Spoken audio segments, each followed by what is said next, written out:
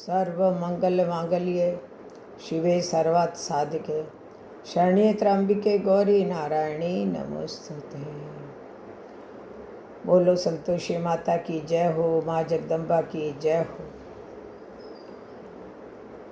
आपको एक कहानी सुना रही हूँ, परिवार का सुख।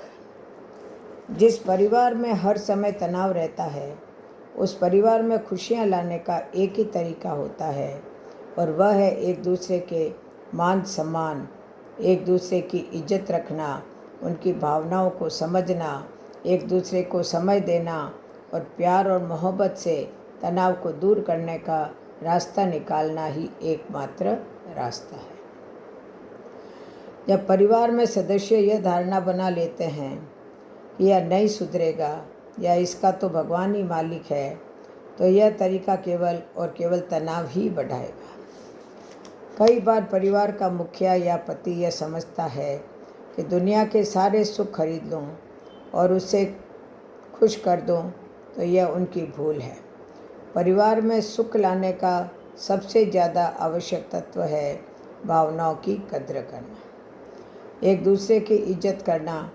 जब किसी परिवार के सदस्य की इज्जत पर कोई ठेस पहुंचाता है और परिवार के अन्य सदस्य कुछ बात की कद्र नहीं करते या उस परिवार के सदस्य के साथ नहीं रहते या बाद में भी उसको महसूस नहीं करते, तो विश्वास की कमी हो जाती है और वह दूसरे तरीके से झलकती रहती है।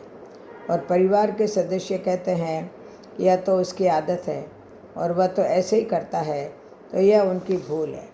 याद रहे, अगर परिवार का एक भी सदस्य मन से दुखी है तो पूरा परिवार कभी सुख नहीं पा सकता।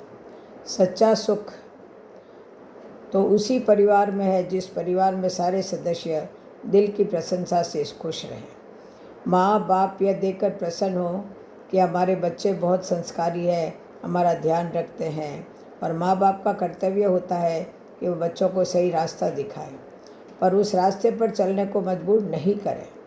माँ बाप बच्चों की भावनाओं की कद्र करें, बच्चों की इज्जत पर ठेस नहीं पहुँचाएं या किसी और को भी इजाज़त नहीं दें। अगर गलती से भी कोई ऐसा काम हो जाए तो सच्चे दिल से इसका प्रायश्चित करें। बच्चों का भी कर्तव्य होता है कि माँ बाप की देखभाल करें, उनकी बातों को सुनें, समझें और कोशिश करें कि अपनाएं। पति पत्नी एक दूसरे की भावनाओं की कद्र करें, कोई ऐसा काम नहीं करें और ना ही ऐसा होने दें जिससे उनमें से किसी एक की इज्जत पर आँच आए। ध्यान रहे, उस समय चुप रहने घर में सौहार्द और सुख की कमी आना सुनिश्चित है। परिवार का सुख व सौहार्द वापस उसी समय आ सकता है जब सच्चे दिल से प्रायश्चित हो।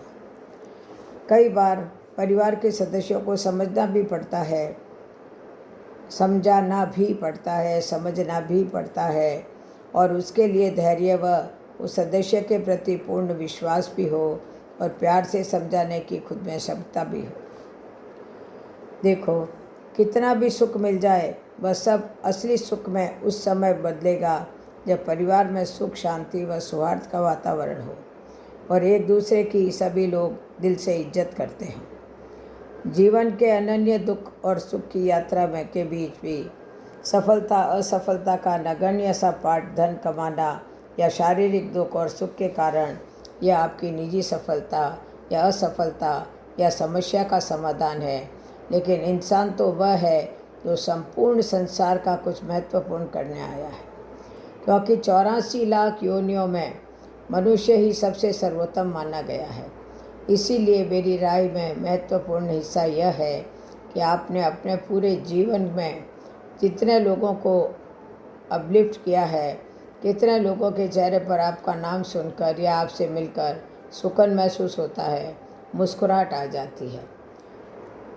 सार में बात यह है कि सुख दो और सुख लो। बोलो जय श्री कृष्ण, जय जय श्री राधे, जय जय श्री।